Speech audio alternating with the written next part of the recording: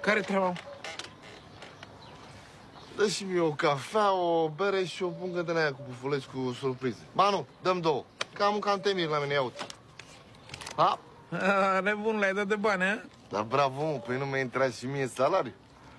Ce ai făcut, mă? Ți-ai găsit servicii este? Ia uite-l, mă, pe eu am servici de o lună și tu mă întrebi pe mine dacă am servici. Pe azi mi-a intrat salariul, nu ți-am zis. Mi l-a adus poșterița acasă, direct, boss de boss. Bă, tu vorbești serios? Te-ai angajat, ți-ai găsit servici? Aproape, mă, m-a învățat și pe mine Nicurață. Bă, tu știi ce perversie ăsta de fapt, bă? Păi m-a lăsat paf cu gândirea lui. Eu credeam că el e nebun, înțelegi, dar el, de fapt, deștept, ce face așa? Mă, dă-o dracu să te ia. Bă, tu nu credeai că e taximetrist? Bă, da. El e taximetrist, mă, dar e la OH, așa.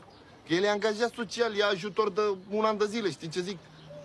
Adică asta cu taximetrii o face și ea, ca să nu se plictisească acasă. Bă, tu îți dai seama ce combinație, ce super combinație de-a lui ăsta pe-n cap?